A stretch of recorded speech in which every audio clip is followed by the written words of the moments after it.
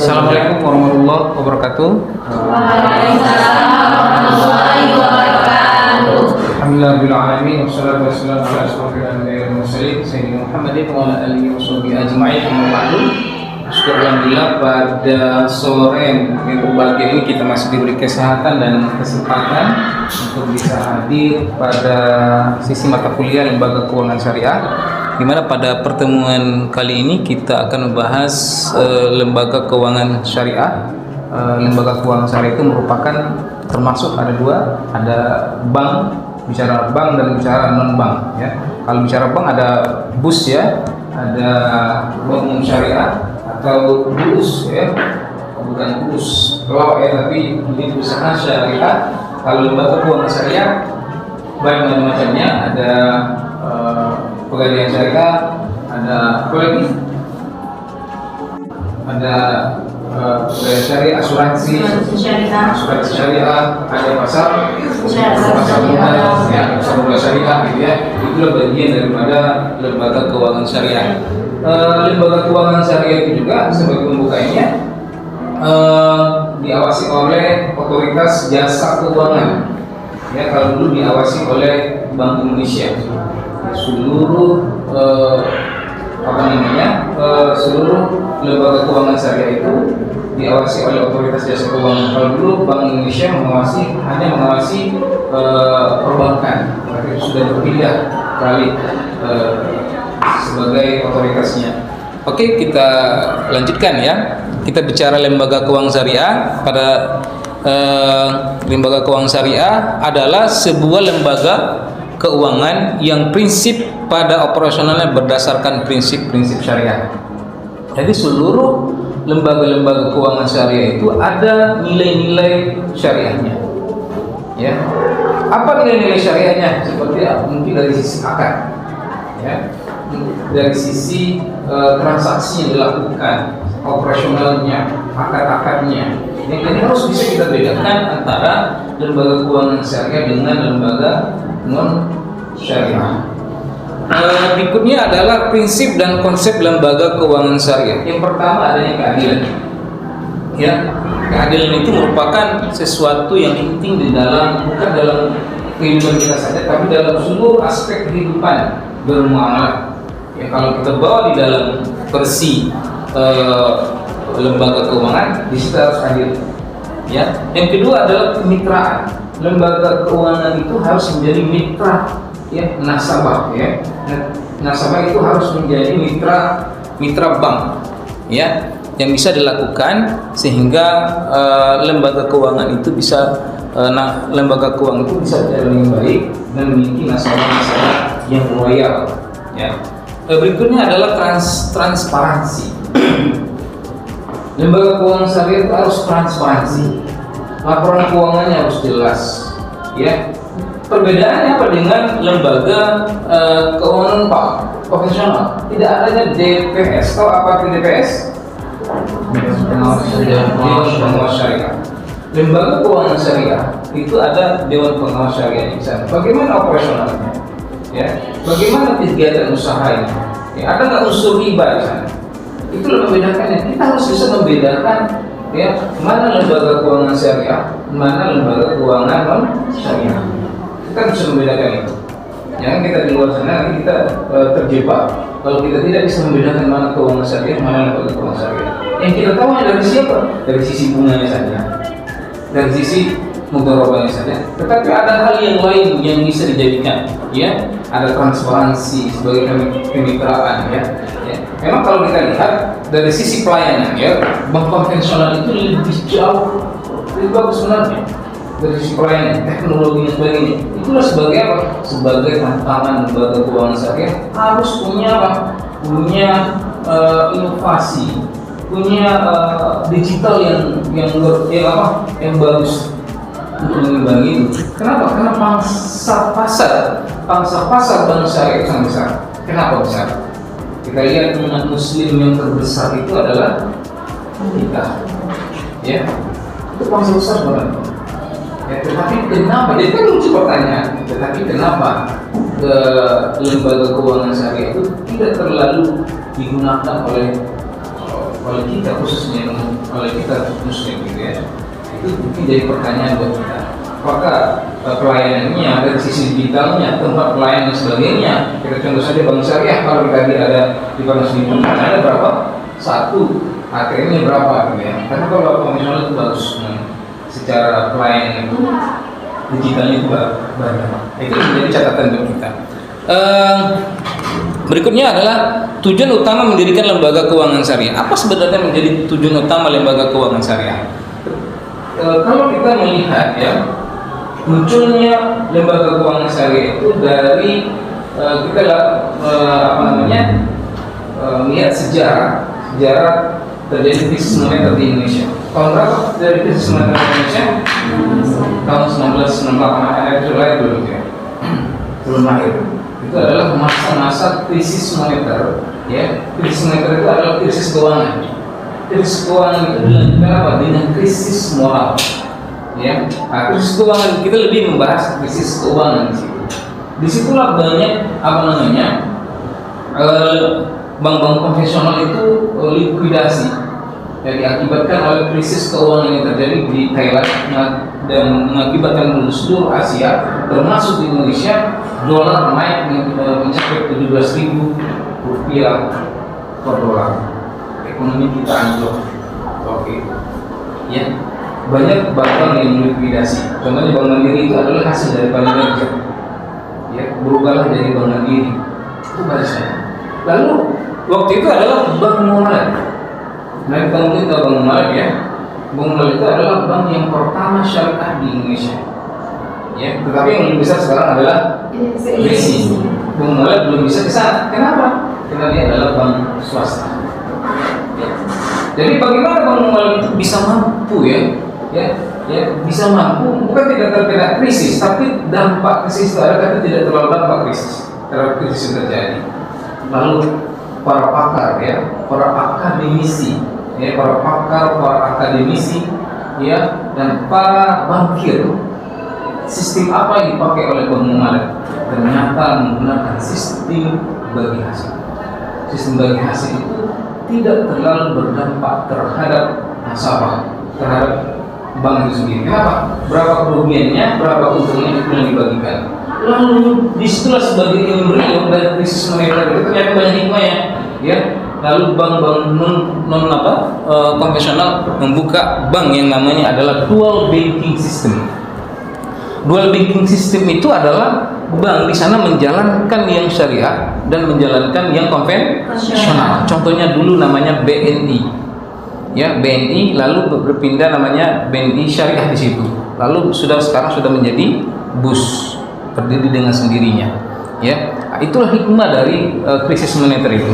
Dan ada satu lagi hikmah yang paling luar biasa menurut Bapak adalah terjadinya krisis moneter itu dan adanya lembaga keuangan syariah itu adalah adanya seluruh universitas, terutama kita di Sumatera Utara itu membuka jurusan ekonomi syariah, ya. Dan ada semua ini adalah hasil dari krisis moneter dalam sejarah, ya. Dalam sejarah krisis moneter maka muncul universitas yang membuka jurusan ekonomi syariah, perbankan syariah, semuanya syariah, ya. Yang tidak ada itu adalah diskotik ya. Nah, gitu ya. Ya, itu tuh mungkin dari sisi perjalanan ini, termasuk kita, termasuk Bapak, termasuk Anda. Itulah salah satu hikmah krisis moneter itu. Adanya kita di sini, adanya ekonomi syariah itu ada yang paling besar di Indonesia. Berikutnya adalah itu dari sisi itu ya. Tapi kalau dari sini adalah menunaikan perintah Allah dalam bidang ekonomi dan muamalah. Wajib kita sebenarnya. Ya. Mana paling banyak hablum minallah, hablum minannas. Ya, lebih banyak kita adalah hablum minannas. Muamalah itu tidak hanya dari sisi hubungan kita sesama manusia saja, tapi dari sisi ekonomi. Hablum minallah itu adalah bicara tidak hanya bicara hablum minannas, itu adalah tidak bicara interaksi ini saja, tetapi adalah secara ekonomi. Ya, hablum minannas itu bicara ekonomi. Ya, bagaimana kalau kita tidak bagaimana kita berzakat? Ya, bagaimana kita berinfak, ya? Kalau kita tanpa punya apa? punya apa yang kita miliki untuk kita ibadah. Jadi Islam itu harus apa? Harus bukan harus kaya, tetapi harus punya apa nih? Kalau harus kaya, apa harus kaya?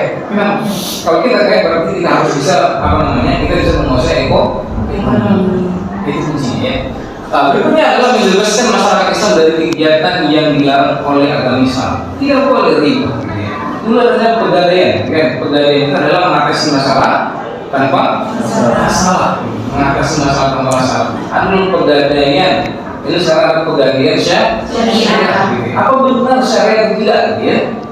Jadi sekarang lembaga keuangan itu sudah berlomba-lomba. Tapi kalau dulu namanya bank itu hanya sebagai apa fungsi bank itu? Menarik menarik dana masyarakat lalu menyalurkannya. Tapi pegadaian itu juga bisa. Ada namanya tabungan emas namanya.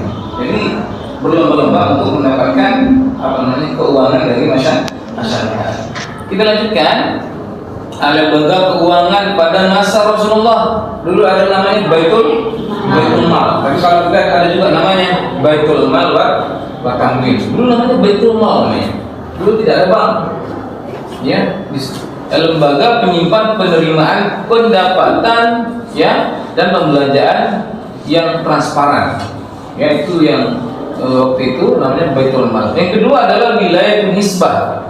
Sistem pengawasan atas kontrol oleh negara yang pada zaman Rasulullah SAW dipegang oleh beliau sendiri.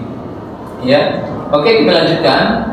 Ya, ini lembaga keuangan bank syariah menurut Undang-Undang Nomor 10 Tahun 1998. Bank syariah adalah bank yang melaksanakan kegiatan usahanya berdasarkan prinsip syariah yang dalam kegiatannya memberi jasa dalam lalu lintas pembayaran.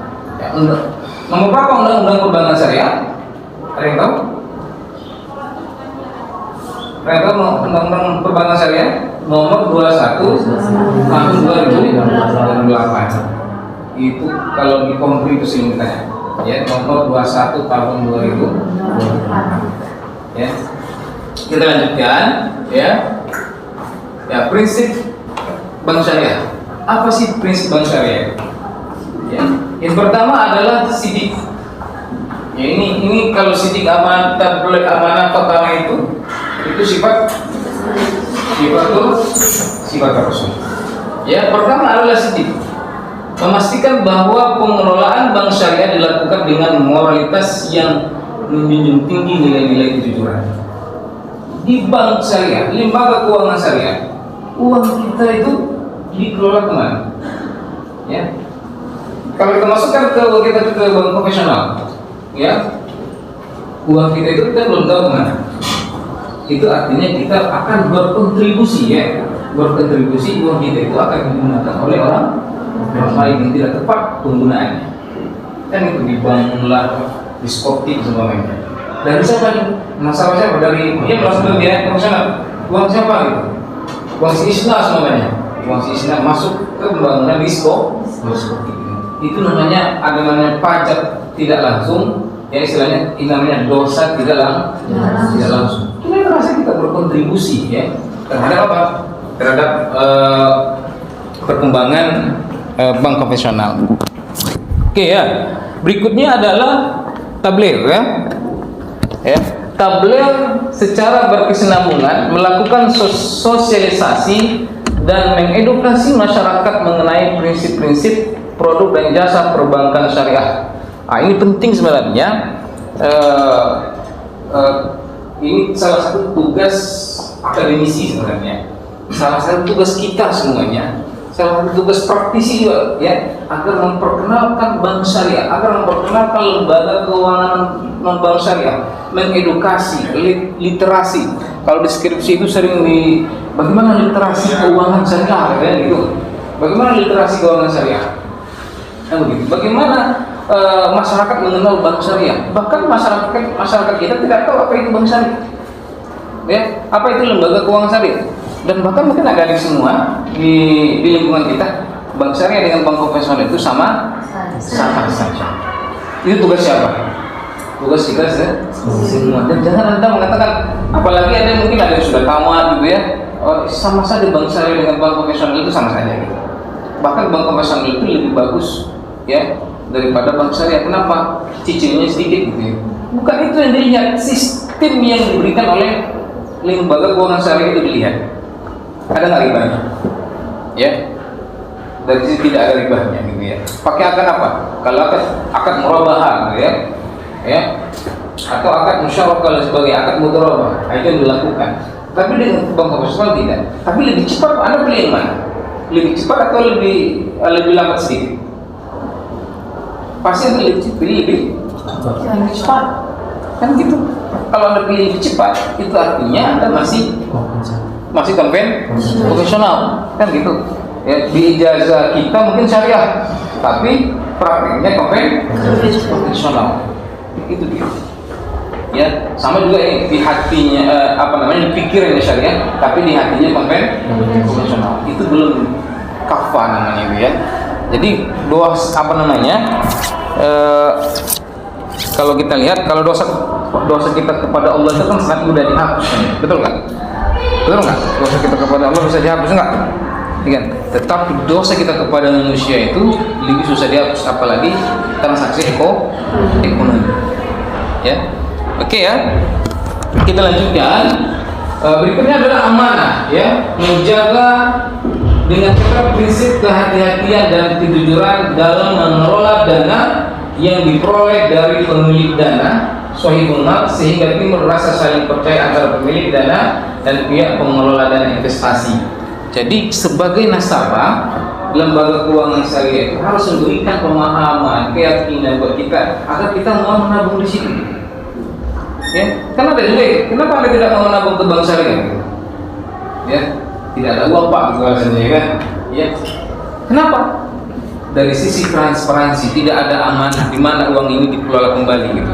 Tetapi masyarakat kita banyak melihat kalau bagi hasil itu Anda pasti melihat kalau bank konvensional itu depositonya lebih besar, ya. Ini Bapak survei Anda, Bapak survei depositonya lebih besar dan bank syariah lebih kecil, mana Anda pilih depositonya? Konvensional itu survei. Ya. Kalau Bapak pilih bank syariah, ya.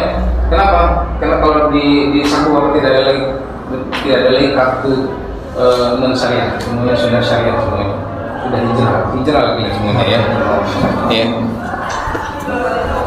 Oke ya. Berikutnya adalah fatonah, memastikan bahwa pengelolaan bank dilakukan secara profesional dan kompetitif sehingga menghasilkan keuntungan yang maksimum dalam tingkat risiko. Oke, tujuan bank syariah ya. Mungkin Bapak tanya ya, apa tujuan bank syariah? Apa tujuan bank syariah? Tujuan bank syariah apa? Untuk meninggalkan diri Bapak. Apa? Meninggalkan diri. Ya, jadi tujuan bank syariah adalah ya, bank yang aktivitasnya meninggalkan masalah riba. Ya, harus apa tujuan bank syariah kan gitu? Apa tujuan hidup? Kita harus tahu. Mau kemana? Enggak kemana kan gitu? Ya. Untuk apa bank syariah? Untuk meninggalkan riba. Ya, kalau kita masih menggunakan bank konvensional, berarti kita tidak mau meninggalkan riba. Nah, ini problem kita di Indonesia. Ya, Bapak melakukan penelitian, dan ternyata masyarakat Muslim itu menggunakan bank syariah itu bukan karena religiusnya, tetapi karena tingkat bagi hasilnya. Ya, itu penelitian Bapak. Ternyata religius itu tidak berpengaruh terhadap orang mau menabung bank syariah. Itu bukan karena itu, tapi karena berapa bagi hasil yang didapatkan. Ya, artinya kita sendiri bahwa pertanyaan Bapak tadi kan survei ya. Ya, kalau ada bank syariah hitungannya lebih tinggi, ya 5 juta lebih tinggi, semuanya 5 juta semuanya bunganya lebih tinggi, dan bank syariah 5 juta kalau dengan kita bank syariah lebih rendah, tapi yang mana? Bank syariah atau bank konvensional?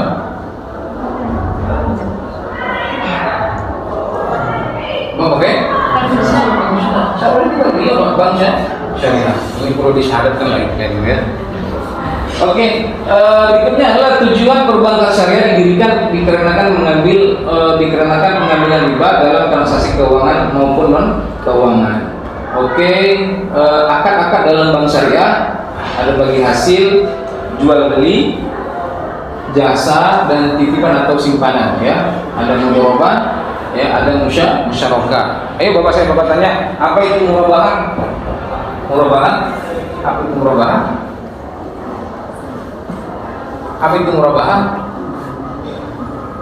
Apa itu murabahan? Akad kerjasama. Kan? Akad murabah itu akad jual beli. Ya. Kalau akad kerjasama itu adalah akad musyarakah. Itu akad musyarakah. Harus bisa membedakan. Kalau akad murabah, ya, itu akad jual beli. Yang paling banyak digunakan di dalam akad di dalam perbankan syariah itu pembiayaan itu menggunakan akad murabah.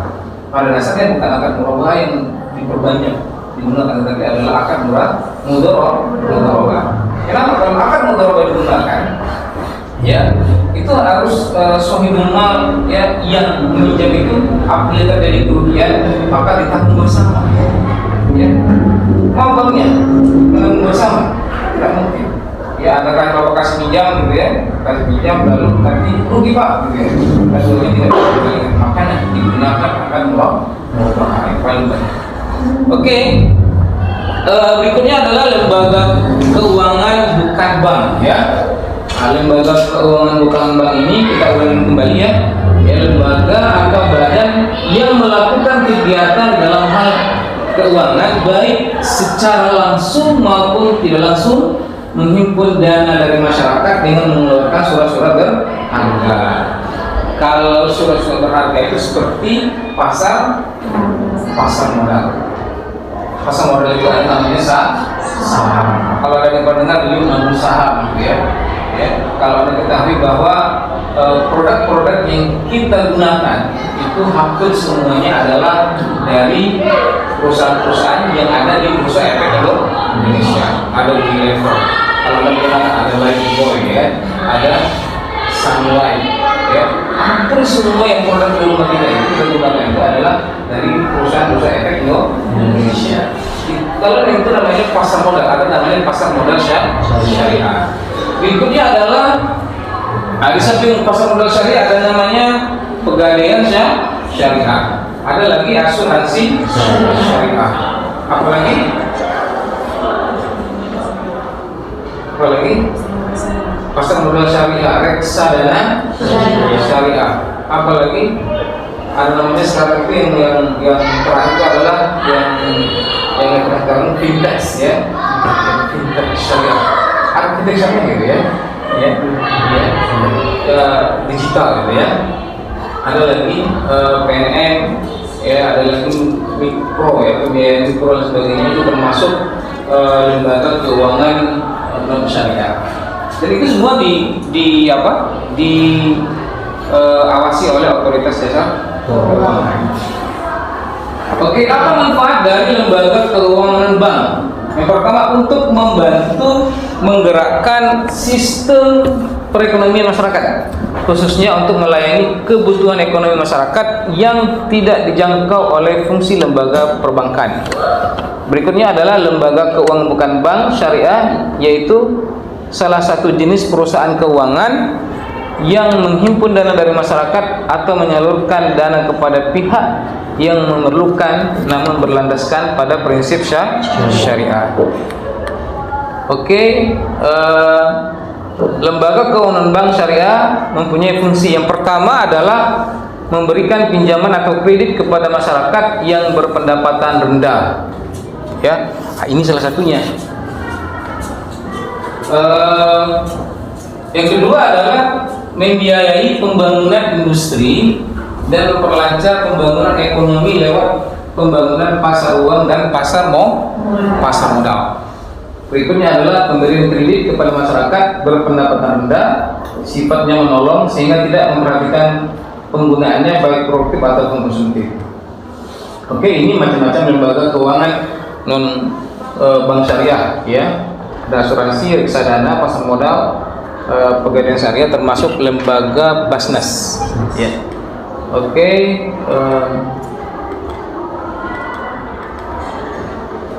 Oke, kita lanjutkan ya.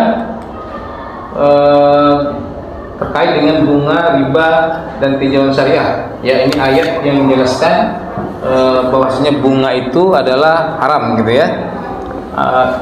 Halallahu al-bai'a wa harrama riba. Allah menghalalkan jual beli dan mengharamkan riba. Mungkin terakhir ya. Terakhir waktu kita sudah habis ya. Iya, Pak. Baik, terakhir ya. Tantangan perbankan syariah ya. Dalam usia yang masih tergolong muda tapi sudah termasuk tua juga ya. Sudah hampir 30 hampir 35 tahun ya. Ya, jadi perlu bank-bank syariah, lembaga keuangan syariah itu harus berubah ya, harus punya berinovasi, berevolusi dan mempunyai produk-produk yang relevan lah untuk sekarang ini sehingga bisa diterima oleh masyarakat. Oke, baik, kesimpulannya adalah lembaga keuangan syariah merupakan lembaga keuangan baik bank ataupun bank ya. Dan pelaksanaan dan kegiatannya juga sama dengan perbankan ya, sehingga memang lembaga-lembaga ini banyak digunakan oleh masyarakat kita, bisa dijadikan referensi bagi umat muslim dalam melakukan transaksi. Oke, mungkin adik ada pertanyaan, mungkin ada pertanyaan.